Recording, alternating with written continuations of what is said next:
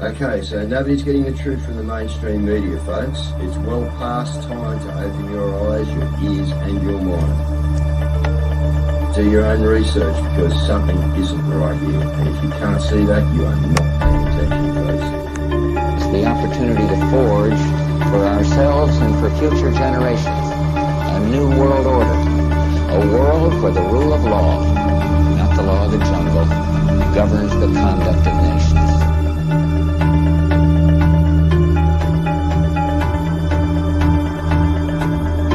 So let's look at each one of these and see how we can get this down to zero. Probably one of these numbers is going to have to get pretty near to zero. Now that's back from high school algebra, but let's take a look. First, we've got population. The world today has 6.8 billion people. That's headed up to about 9 billion. Now, if we do a really great job on new vaccines, healthcare, reproductive health services, we could lower that by perhaps 10 or 15%. The important message that we need Australians to get vaccinated as quickly as possible. In line with that, I do encourage all Australians to please go and book your vaccinations as soon as you can if you haven't already done so.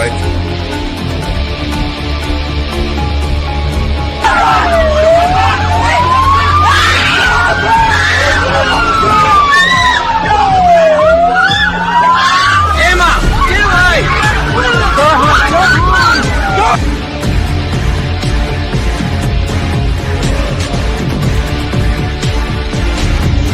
When we are successful, and we will be, we have a real chance at this new world order, an order in which a credible United Nations can use its peacekeeping role to fulfill the promise and vision of the UN's founders.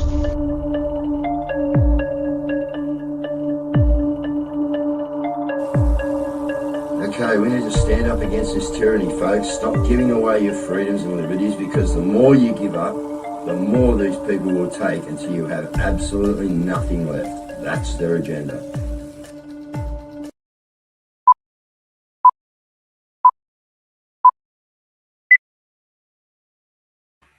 All right, good evening, folks. Been a little while, but we're back on tonight. Franco's with us, and guys, one thing we all know that we can take for granted, which there is not much of, but the one thing we can take for granted is that we've been lied to about our history, about what went on, about who did what, you know, who's on first, what's on second, I don't know who's on third, and it's all just been a load of bullshit to keep us confused, not knowing where our origins were, not knowing how this country did actually come into play. And what we have is this so-called monarchy story, which we're going to look into tonight, guys, because again, I've been contacted by some people, and we're going to have Andrew come in a minute. We're just going to read a bit of this first, but Andrew's going to come in, and he's exhausted all his avenues in Australia, America, and the UK to get justice for us people. So I'm going to get Frank, because my speech is not too good at the moment, guys. Frank's going to read the first couple of paragraphs.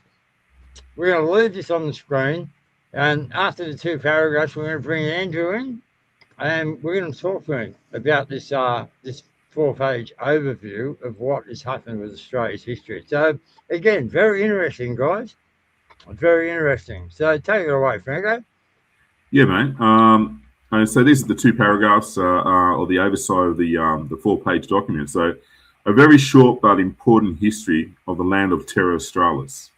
Delegates of the British monarchy arrived here and went against King George VI's wishes, Queen Elizabeth II's father, by declaring the land terra nullius, meaning that the land with no living man, woman, or child, or womban and child, I should say. That was correct. That was incorrect, as over 600 tribes were already living on the belongings to and caring for this land long before European arrival. This is the most important point of all. The delegates of British monarchy who arrived here by boat went on to create a corporation of the Crown, masquerading as the British monarchy on Terra Australis. But they were not the monarchy, the corporation of the crown, was owned by the Rothschilds and the co-banking families who have maintained this facade or that facade to this day, with most people believing that Australia is run by the British monarchy. I hope Okay, you like so this. yeah, so there you go, guys. Here's another. Now, Norfolk Island come into play here, and we'll talk to Andrew about that. So let's get Andrew in. He's the part of this document, and let him explain. Evening, Andrew. Welcome to the show, mate. And yeah, as we just heard there, another bit of the tale of where we really come from, maybe coming to light, Andrew. Because one thing is guaranteed, like I said, we've been lied to. So yeah, take it away. Introduce Well, we've yourself, been Andrew. lied to by those who are licensed to lie. And that is really the construction that we're facing today, is that, I call the day on which Queen Victoria declared the Commonwealth of Australia under the Commonwealth of Australia Constitution Act of 1900. I see all these references to the Constitution Act of 1901, but it wasn't the Constitution Act of 1901, it was 1900, 9th of July of 1900.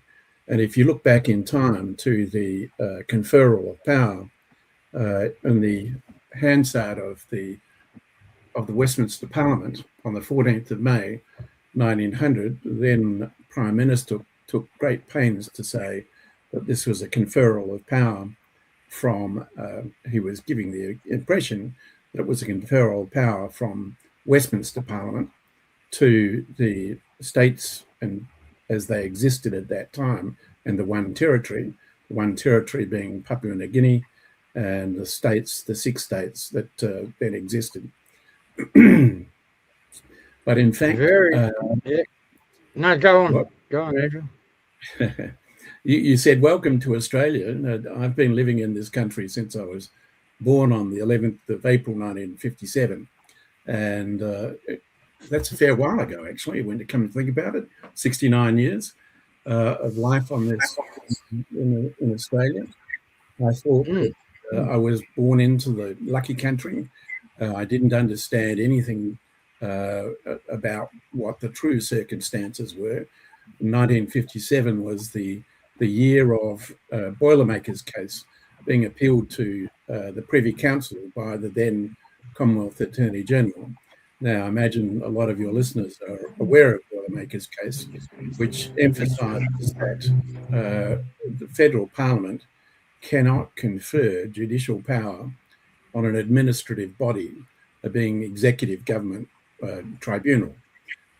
Judicial power is quite clearly stated in Chapter 3 of the Constitution, and we do need a handbook. And I think the Constitution, as written at the time, was as good as could be expected.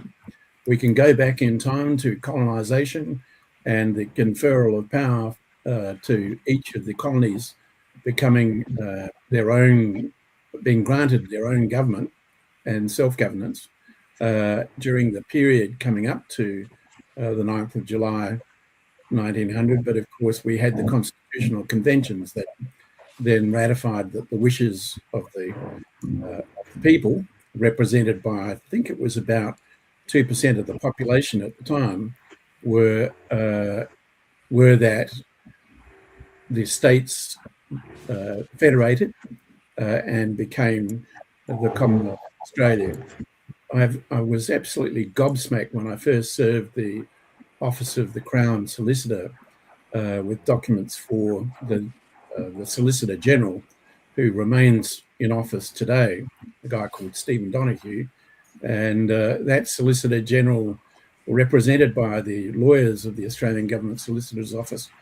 And I said, well, I was talking to them at the time of service, and I videoed the entire service of these 6 books, documents that I presented. And I said, this is a federation. And she said, no, it's not a federation. This is one of the lawyers. I said, I beg your pardon? She said, no, it's not a federation. It's a Commonwealth. I said, well, that's rubbish. Of course it's a Commonwealth. It's a federation. It's the same thing. So this goes back to the way in which lawyers twist words to meet their own convenience. And that is our fundamental problem in this country is the legal profession, where they are running amok. They were running amok before colonisation. And if you go back in time to the Magna Carta, remember that Magna Carta in 1215 was not a Human Rights Act. It was a tax evasion act. It was all about how restricting the monarch's ability to raise taxes to fund the military, and the robber barons were busy saying, well, we don't want to pay your taxes. But they weren't. And they're still doing it today. They weren't levying any lesser tax on the people. They were just keeping it for themselves. So you've got this problem that, the Crown has always, when I say the Crown, I mean, the Crown is, as you quite rightly put it, the corporation of the Crown, which is government. And if you go to the best definition that I can find of the Crown, which is Sue versus Hill in the High Court of Australia in 1999.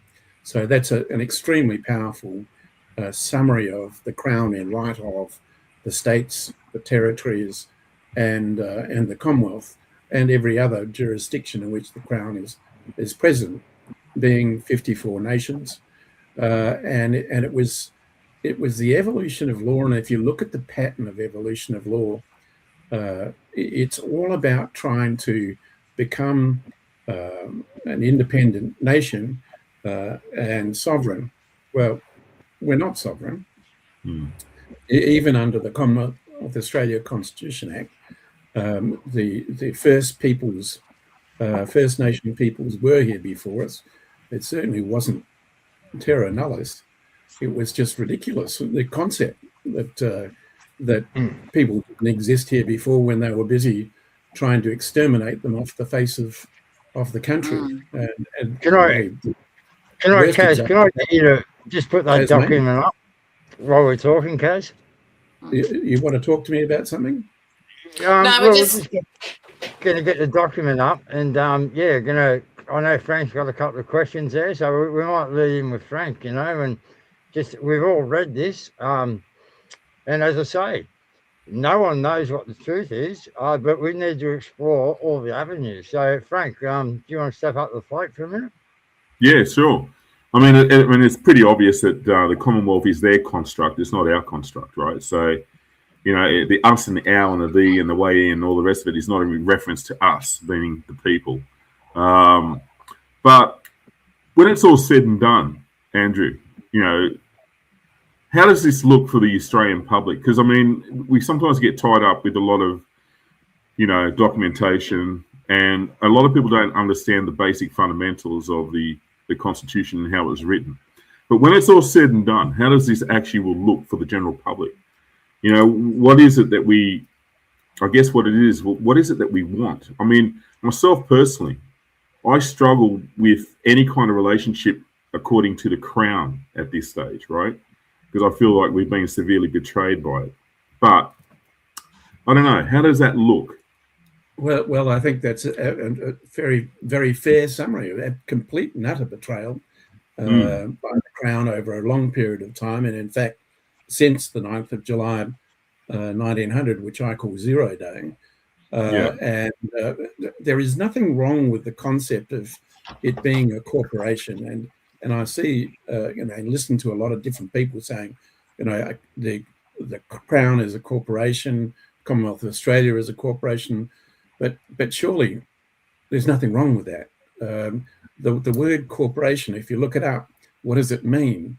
It means the whole. So corporations law, which has been revised and revised again, and was revised again with the current Corporations Act of 2001, came out of the activity of the member nations of the United Nations in respect of the Rome Statute and the attempt to abolish impunity, because the real issue is that of impunity and the fake regulation that exists in this country as being fraudulent trading within the meaning of the Insolvency Act of 1986 of the United Kingdom. So it's important to focus on, there has to be a law, and the common law is the unwritten constitution of Great Britain and Northern Ireland, or AKA the British Empire, the Commonwealth. And that law is as good as any law from the point of view of setting up principles of governance. So I don't criticize the Constitution Act for what it is. I do criticize the way in which it's been amended by the High Court and various other judges at various points in time to fit their own rhetoric and create an amendment without a referendum. And one of the great examples of that, of course, is the Australia Acts Request Acts of 1985, when the Commonwealth put it out to the various states and territories to request that Westminster Parliament passes an act called the Australia Act to basically enforce sovereignty. Well, the problem with that is that we relied upon, when I was born certainly, that the checks and balances inherent to the Constitution under Section 61 would remain in force. But when the Australia Act Request Acts were put out, it was done with a view to generate a split of system. It was already in place in any event, but legitimise that split in system so that, in effect, we have all the states and territories are, in fact, their own republics with their own attorney generals, their own solicitor generals. So they run their own economies on the basis of the fundamental foundation of taxable revenues, which is money laundering and terrorism financing. And if you look at the statute and the evolution of law after the statute was passed in 1998, it took another 4 years for the International Criminal Court to be established in 2002. That body has an expenditure of 380 million euros a year since it was established in 2002 through until when I last looked in 2025. There was 7 convictions. 7 convictions? Are you serious? In 23 years, wow. 380 million euro annual budget. It's just a sham. And the problem is there is no regulator to enforce the regulators complying with rule of law, unless we rely upon someone. And that usually comes back to who's the man in charge. And that should be King Charles III under the Commonwealth of Australia Constitution Act, were it not for one thing. Well, a number of things. In fact, there were 10 enactments that I've referred to in my recent correspondence to the Governor-General as of today.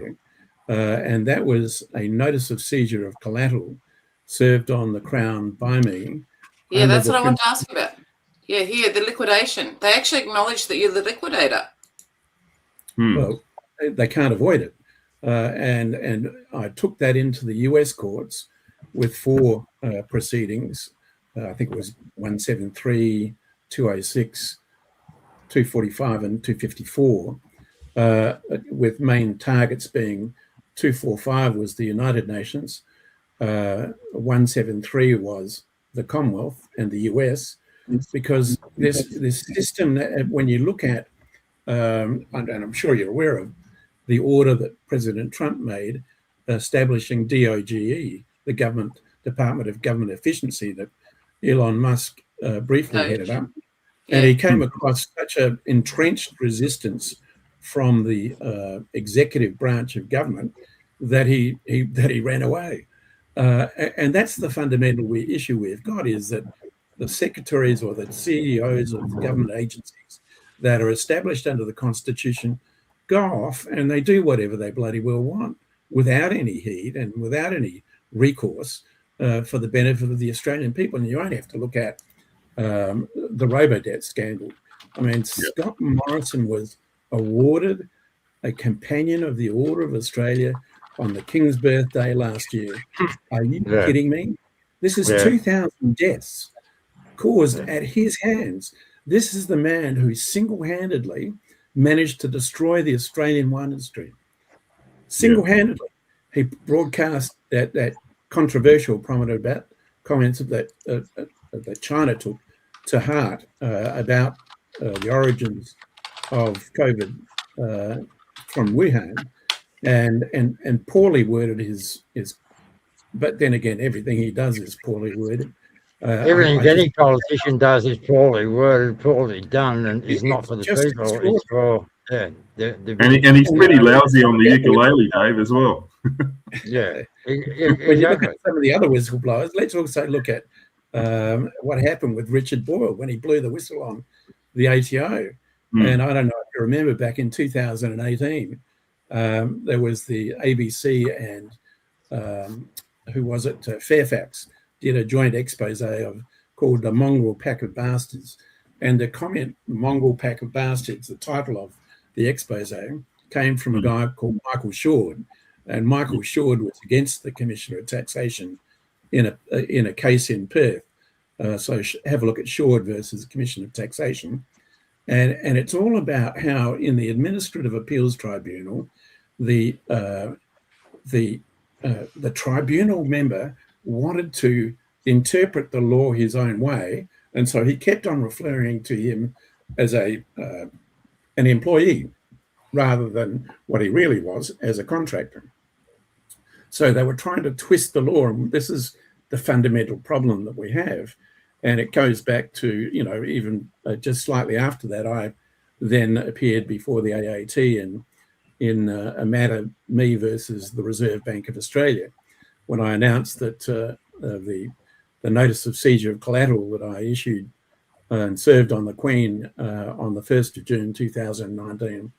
Sorry, it was issued on the 1st of June. It was served on the 3rd of June and acknowledged by the Crown on the 6th of June. So we can all be busy looking back into the past at all of the things that have happened in the past, but what do we do about it today? And the only thing we can do about it today is this insolvency process that I've engaged with, and having seized the powers of the Windsor family through the provisions of the Personal Property Security Act. So, hey, I didn't write the law. I'm just the piano player. I just enabled it and applied it, and that has been to I think 2 cases, DCCRM 073 of 2019, which was the subsequent proceeding to AMC, Adelaide Magistrates Court 5575 of 2018, which was the Australian Tax Office as the informant versus me. And they were trying to accuse me of issuing bills of exchange to obtain a financial advantage by deception. But of course, the fundamentals of treaty laws, and I mean the International Covenant of Civil and Political Rights and the International Covenant of Social, Economic and Cultural Rights, as enacted on the 15th of December 1966, just the day prior to the enactment of the UN Citral Committee, the United Nations Committee on International Trade Law. The fundamentals of human rights are freedom to be able to deal with your own value as you wish. So if I owe you 20 grand, say, and you say, well, I like that car you've got over there, and I give you the car in extinguishing of that debt, then the car is money. And I've repaid my debt without using Australian currency, but by agreement between the parties, as you should be able to do. So doing bills of exchange, and that is the fundamental point that a lot of people have focused on over the last 20 or 30 years, is discharging liabilities to service providers such as telecommunications providers, electricity and water supply, because the politicians are too busy trying to create acts that perpetuate money laundering and terrorism financing as a means of protecting the revenue. And when I say the revenue, I mean the tax revenue. So you look back, go back again to Richard Boyle's expose and the mongrel pack of bastards, and it really should. It's worth going back and having a look at it, because that is the fundamental problem in this country, is that we have forgotten what separation of powers is and what it actually means.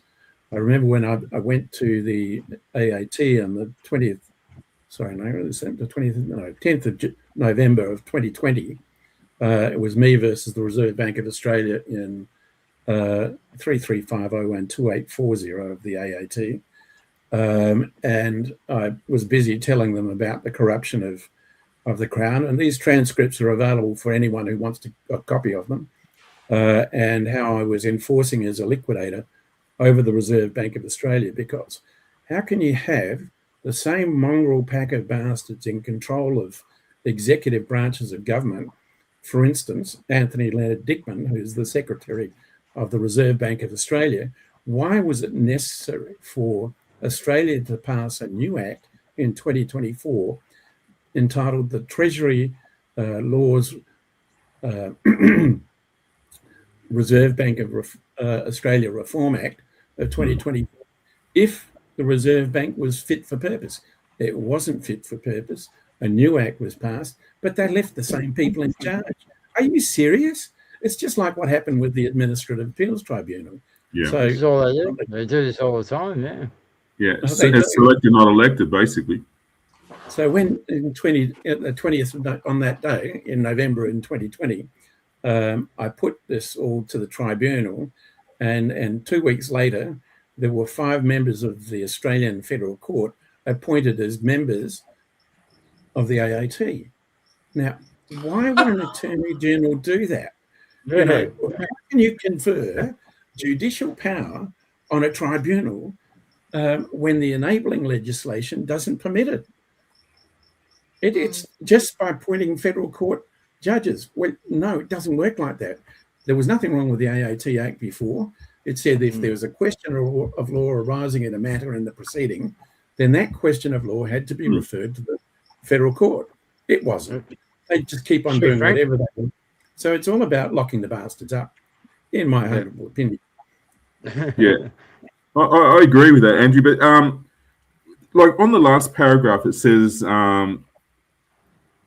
about this sort of the guide of humanity through sort of where is it? The eldest seers will have the divine guidance. Now, my understanding of sovereignty is, well, if God creates man, man creates governments, governments create laws and legislations, right? So in my eyes, is that God has the higher power.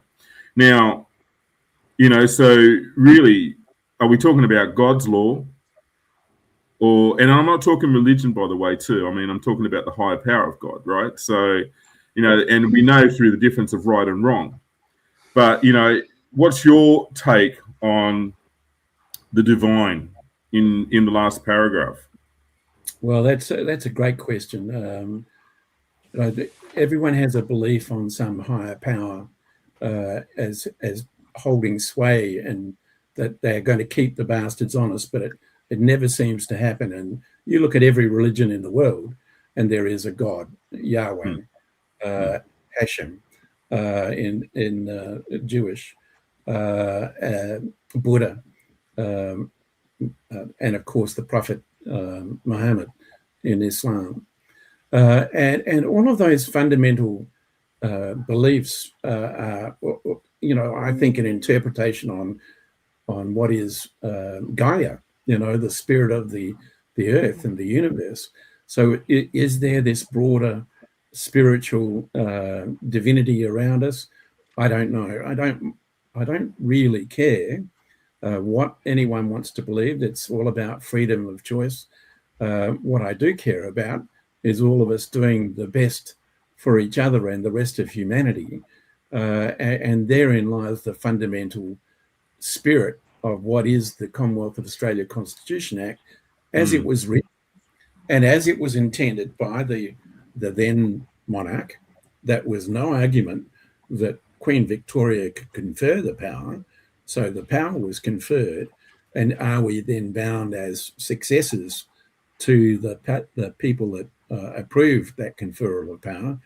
I think we are, and that is a function of not just of the birth certificate, when we're born, and that is the first of our registration of personal property security rights against the Crown. The Crown seems to think that that birth certificate is a one-way street, that it's only a security of the Crown as against keeping us as the citizens within lawful conduct. But it's not a one-way street, it's a two-way street. And the citizens have the same rights as against the government. And Section 64 of the Judiciary Act speaks volumes about that. And there are still a number of unanswered questions, and the High Court has ducked and weaved and around Section 64 of the Judiciary Act. You only have to look at Vasta versus Stratford in 2025, which is when the High Court found that any kind of judicial officer is immune from prosecution. Well, horseshit. That's not what Section 64 of the Judiciary Act says, and it certainly isn't in accordance with the principle of equality under the law and the 14th Amendment in the US. You know, these are common law principles. Everyone has the same rights. Well, the other thing that I thought our viewers would be interested in, Frank, is, you know, I know in the tax act. Hey, listen, don't mind if I have a sip of red wine, dude. No, you're right. I'm a winemaker by background, so I'm allowed to. Wish I could join you. I'd be joining you if I could, but anyway. So, the Norfolk Island, Cocos Island, and the other island there, the three that are in it, you know, as we've researched and found out, this strip of water around Australis is actually the registration of Australia. So, you bring Norfolk Island and the Cocos Islands into it. Andrew, what did you guys find out down that avenue of that? Because our viewers are quite aware of some stuff to do with Norfolk Island, etc. Well, I mean, there is obviously some facts in history, particularly respect to Norfolk Island and its independence, and it's then merging in as a territory of Australia. Cocos Islands and Christmas Island, of course, becoming territories of Australia was much later, but it seemed to make great sense to, provide for greater and better governance than the small populations of those territories could pay for, and that greater and governance would come from Australia as being the largest government of substance under the British Crown within Kui. And so I think all of that made great sense. And while we look back at history, and history, you can't change history. It happened. But you have to make it work today. And corporations law is the way of making it work because it is binding everywhere around the world and is a function of international treaties. And if you go into what is the law that holds sway, and the pecking order of the law that holds sway, well, the governments of the world in the United Nations passed the Vienna International Convention on the Law of Treaties in 1969. And it's no accident that happened 3 years after the International Covenant of Civil and Political Rights and the International Covenant of Social, Economic and Cultural Rights and the United Nations Committee on International Trade Law, you know, those 2 days, 15th and 16th of December of 1966.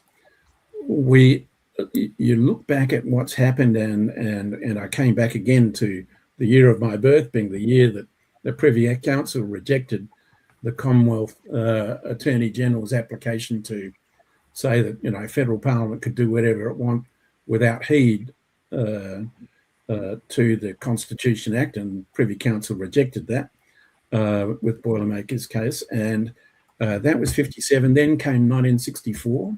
1964 was the year in which the Law Officers Act was enacted by federal Parliament, and it was an act to legitimise the office of the Solicitor General.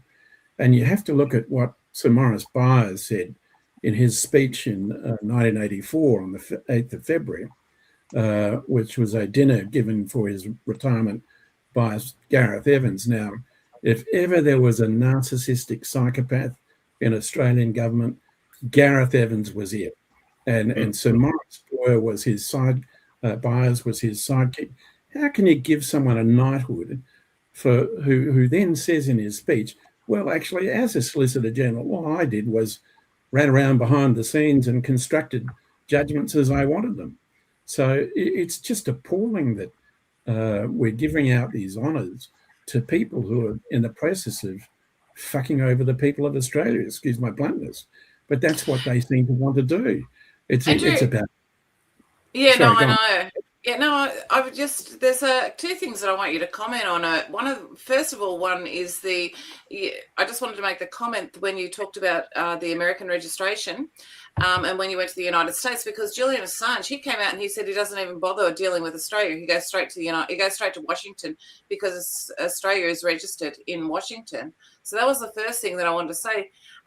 And the second thing that I just wanted to ask you about, actually I've forgotten it now. So just if you want to comment on. And you're going to tell me, where is it registered? So do you know where Australia is registered? And I agree with you, it is registered in the US, and it's registered on EDGAR. EDGAR is the filing system of the United States Securities and Exchange Commission. Yes. And Australia used to file annual returns in EDGAR, saying, what's its income, profit and loss, how much money had it issued, etc., as full disclosure. But then in 2011 was the case of Multiflex, which was the findings of the full bench of the federal court, saying that the Commissioner of Taxation, if he was notified of a tax liability payable to the taxpayer, then the Commissioner had to either issue a notice of under Section 8AA or GA, which was what evolved out of this particular judgment in 2011, and then he could hang on to the GST credit or whatever other tax liability was payable to the taxpayer by the Crown for 30 days as a maximum. But of course, if he didn't issue that notice under Section 8AA or GA, then he had to pay within 14 days cash with no arguments. Now you're going to ask me, does he do that? Does he? Now he's come up with a way around that process, or at least in his mind. He says, when you go into the tax portal, said, why do you want your GST credit? Why do you want your GST credit? Well, because it's the law. Oh, no, that's not good enough. You have to tell us why you want your GST credit. Well, because it's the way we operate our businesses. They just keep on throwing words around and turning them into mincemeat and spewing it all back out again and covering the place with trash. And that is the function of the Australian Tax Office. I've never seen a more poorly operated organisation, except for the Reserve Bank of Australia, and the High Court of Australia. And the Federal Court of Australia. Well, it's interesting that you should say that, because tribunal and every other judicial. Well, no, it's really interesting, because one of the things that our people are finding is they really don't like our people stacking the courts. Our people go, if there's a case on, we do a court call out and people go and watch the case, and they're really uncomfortable. They don't like making rulings while we're all there. Tell me about it. I tried appearing in a proceeding trying to help some really lovely people in Victoria who had lost their home on a warrant of possession. Now, this is in Victoria, and a warrant of possession allows for a person to get a warrant of possession from the court, the competent court, being the Supreme Court of Victoria. But the problem with the Supreme Court of Victoria is that it relies, that was reenacted again in 1986, it relies for its source of power on the Constitution Act of Victoria of 1975. Now, do you see a problem with that? How can there be a Constitution Act of Victoria dated 1975? It is not possible, because a variation of a state constitution can only be a variation of the Commonwealth of Australia Constitution that was locked in place by virtue of Section 128 of the Constitution, meaning that it had to be passed through both houses of which Parliament? Oh, the Federal Parliament, You can't put it through the state parliaments. You have to put it through the federal parliament to vary a state constitution. And then you have to go to the whole of the population, Australian population, not just the state of Victoria, for permission to vary it. And 75 then led to 1986 Supreme Court of Victoria Act. And what else happened in 1986?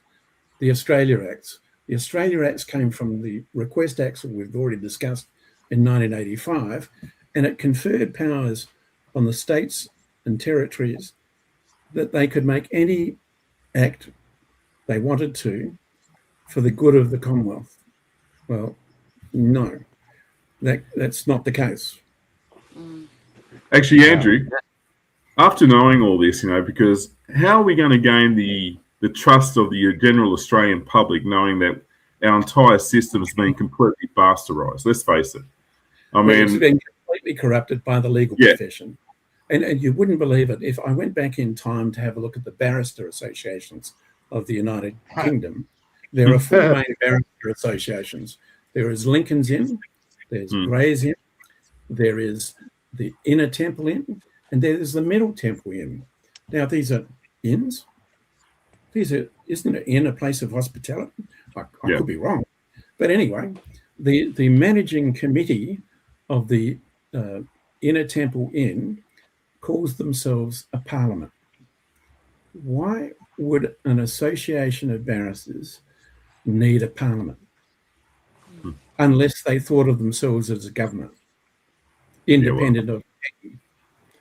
And it's that fundamental problem that led to the 4 temples being destroyed in fire in the 1400s, because people were pissed off then about a lot of different things. And the first place they burnt down was those 4 inns. And couldn't it happen to a nicer group of people in Australia? You have a look at what's going on here.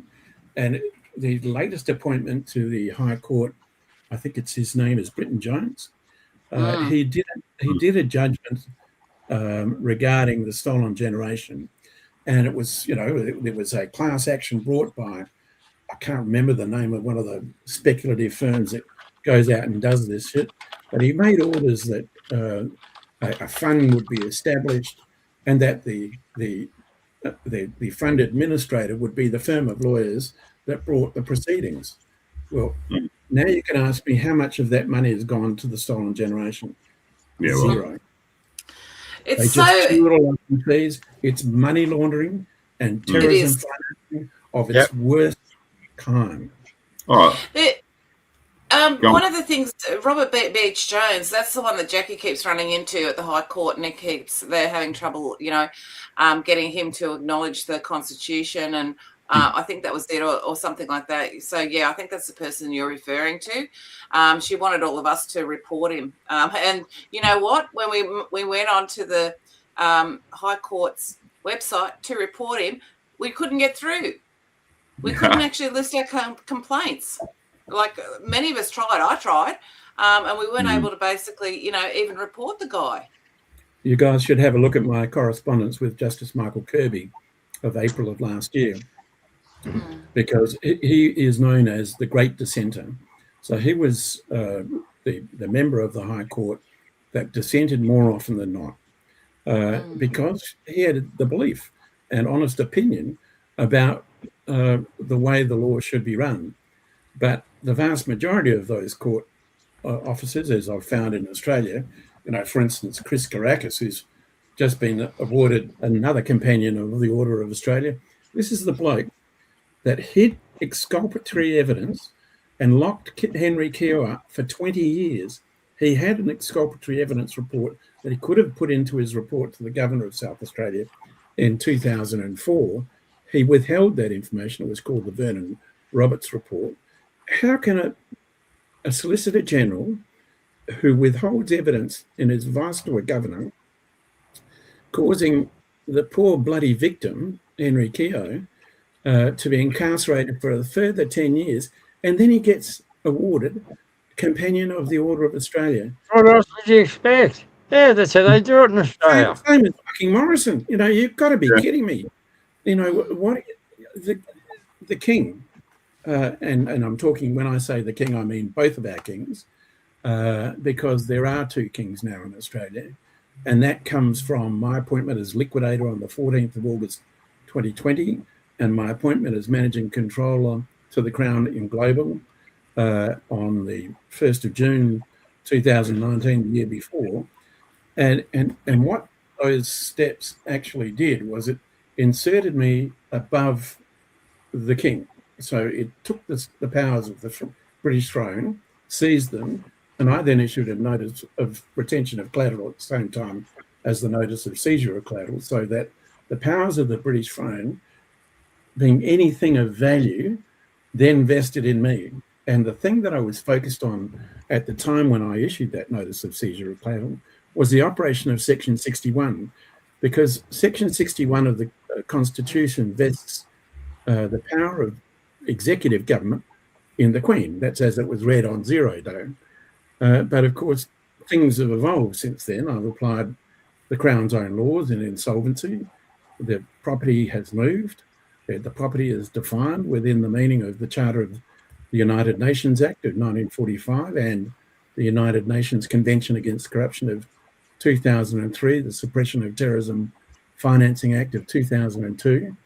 There's just so, if I've seen so many acts, I've now understood the evolution of law and what's been, being driven by the Commonwealth Secretariat is not actually bad, but they publish their model law on terrorism financing for common law jurisdictions and suppression of terrorism financing and money laundering in 2016, and that pressure then led to Malcolm Turnbull doing a backflip and deciding to announce a royal commission into the financial services sector, because that's where all the money is being stolen. And if you look to what happened next, was the creation of AFCA, the Australian Financial Complaints Authority. Now, the Australian Financial Complaints Authority is a private corporation. So that you control the complaints. Owned and operated completely by banks. Now, how can you tell me that is independent regulation? You just can't. It's a lie. And so AFCA replaced the Crown. The Crown was sick of being blamed for it, so it passed the blame back to the banks. And the complaints have gone from, in 2013, when the Charter of the Commonwealth was enacted by Her Majesty, which, I'm ever grateful for the Queen having enacted that, because that particular document provides the second exercise of imperial power, the third exercise of imperial power, trying to keep the bastards honest. And the second exercise of imperial power was when Gough Whitlam was removed from government. That is the purpose of the king. And when I found that the king has been, cornered, or the queen as she then was, and the king as her heir and successor, they are operating as my licensees, not because there's any formal document, but because I'm not objecting to it. So therefore, there is an implied license that they must comply with their own laws in the operation of government in Australia. So the king has appointed a new Governor General. She was appointed after I had a little stoush with David Hurley, the previous Governor General, who appeared in proceedings against me on the 15th of February in 2024 in the Federal Court of Australia, of the Australian Prudential Regulatory Authority versus me. So we got the tax office versus me in one set of courts, state courts, and then we've got APRA versus me in federal courts. But, what is a state court? Surely the only source of power of the judiciary in Australia is that expressed in the Constitution under Chapter 3. That's all there is. There is no state courts. They're all federal courts. Yeah, well, we've got rogue governments. That's all there is to it. We don't have law and order in this country. We haven't had it for a long time. We have narcissists and psychopathocracy. Pretty much. I tried to think of the right word. There's a kleptocracy, there's a bureaucracy, there's an autocracy. Corporate plutocracy. I reckon Yeah. corporate plutocracy about covers it, I think is what you could say, because that's pretty much what it is. I decided Yeah. to stick with narcissistic sociopathic hypocrisy Yeah. and yeah. try and say that quickly. Yeah. So, Andrew, we're Well, getting towards. that show's moved along pretty quick. Sorry, Case, go. Yeah, no, I was just going to say that, look, we're almost at time, but what's the way forward? If you liquidate them, are you actually able to do that? Because they're the ones with all the guns. Yeah. I did not mention I've commenced proceedings in the High Court of Hong Kong, and the title of those proceedings is "In the Matter of the Crown, Liquidator and Managing Controller Appointed." That's me. Okay. I brought the proceedings against the Crown globally seeking enforcement. So enforcement proceedings commenced on the 11th of November 2022 after I saw what happened in the US and the absolute collapse of rule of law in those courts. I'm trying to figure out which court system is worse, the US or us. And I think the US has got an edge, but only just. And I suspect the UK is much the same. They wouldn't even list my proceedings in the Judicial Committee of the Supreme Court of the United Kingdom, despite the fact that I am also a UK citizen. I'm a Australian citizen, a UK citizen, but let me tell you where I want to be a citizen, and that is Hong Kong. Hong Kong and China and BRICS nations are our potential saviors. That it's only through international pressure that we can get this country back under control. And I issued a notice of seizure of collateral in respect of Christmas Island, because I figured the immigration centre would make a great jail, at least a temporary holding cell, so that I could export all of the wrongdoers from the judicial system, the legal system, the whole government system to Christmas Island. Then I thought I would take them to a less hospitable climate over in the Siberian steppes or out of Mongolia, and rather than land, what we would do, we'd just fly over in winter because we want the ground to be snow-filled and nice and soft for them, so that we could just push them out the back, and if they survive that, then good luck to them. I like it. Oh, humour. Was that a bad thing to say? Yeah. Actually, I'm not really that sorry.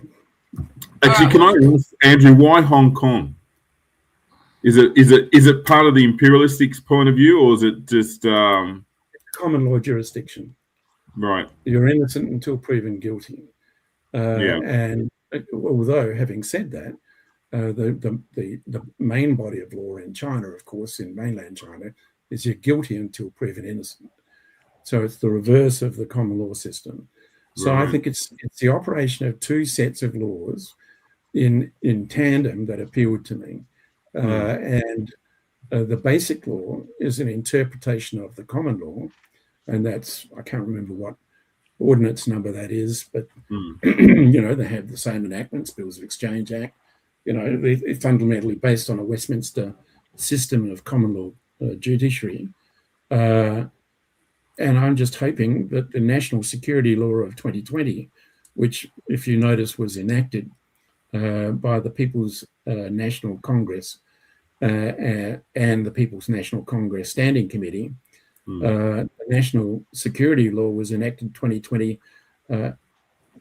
after the publishing of the findings of the Hain-Royal Commission on the 1st of February 2019.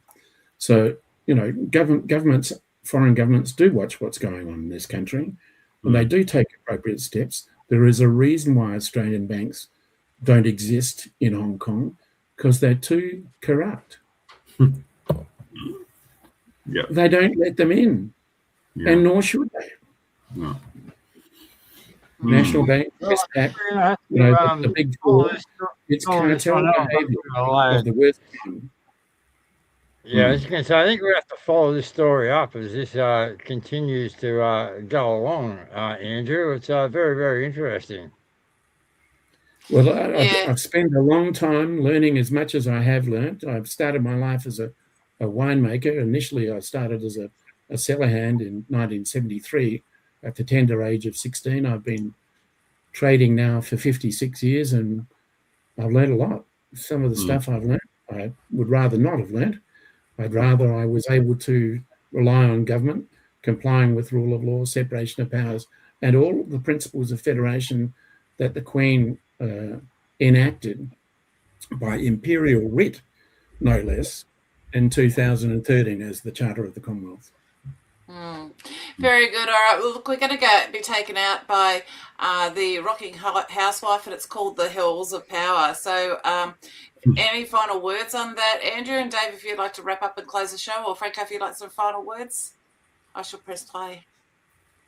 Dave, do you want to go first, or do you want me? Yeah, I just want, it's time to stand up, Australia. That's it. Stand up. I think we have been standing up. Exactly right. Yeah, we have been standing up. Yeah, no. But the problem is we need to stand up and be heard.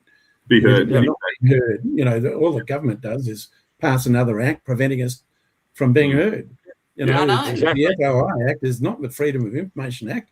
It's the Prevention of Access to Information Act. So how can we follow your work, Andrew? How can we follow your work? Someone's just asked, and then we'll close this up, and we'll probably get you back again very soon, I think, and just continue this conversation. Well, have a look at Break the Chains website with People's Law of Terror Australis. I've conferred on, as the liquidator and managing controller appointed to the Crown, I've conferred on a corporation the powers to establish courts, the International Court for the Abolition of Impunity, the International Crown Court of Justice for the Restoration of Equity and Law, and the International Crown Marshal Service. Let me tell you, that's really got up their nose. So the International Crown Marshal Service, boy, has that caused a few reactions. The police, I know there's a lot of good policemen out there. There is. There just simply is. Not everyone is, out of control like the senior officers tend to be and exceed their power. So, we hope that we'll be able to bring, the coalface law enforcement personnel into the fold at some point in time. What about if you get a ruling, wouldn't you be able to take a lien against the government? And what about, a private mercenary group? Take a lien over what? You seem to have missed the point. There's nothing left. I've already taken it. Yeah. And that's enforcement in the Hong Kong proceedings. I started in the US proceedings. Didn't happen. Corruption. The Australian government solicitor appeared in those proceedings. And he said, Andrew Garrett has no power. I then told him exactly why I thought I had power, and he didn't respond. So isn't that the law of acquiescence coming into play, saying, yes, whoops, you know what, you're right. Yeah. So all of that information is available to anyone who wants to look. It's available in the public interest disclosure drive. There is 45,000 files in that drive of 120 gigs of information that I only started assembling in 2020. So only in the last 6 years. Given that I'm now 69, it's quite recent. Andrew Garrett, thank you very much for joining us. All right, good night, everybody. Pleasure. In the halls of power, they gather round. With a smile on their faces, they bring us down. The papers sign no debate in sight. They're ramming lost through in the dead of night. Hate speech, they say, is for the good, but I see the shadows and I see the hood. Silence the free, they're coming for you. Censoring voices, they know what to do. Stand up and shout, don't let them in. This is our land and we won't give in. 3 weeks in a row, they're lining the track, controlling your voice. They want it all back. With every new law, they tighten the chains. The truth is a weapon, but they've gone insane. Malcolm and Pauline, why don't you see? With every new law, they're stealing our dreams.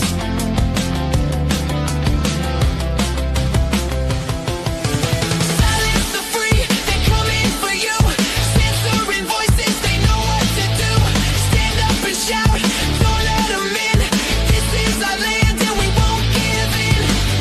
about the children? What have you done? Punished for thoughts, can't escape from your gun. You think you're so wise, but the truth is a knife, cutting through silence, reclaiming our life. They say it's about safety, but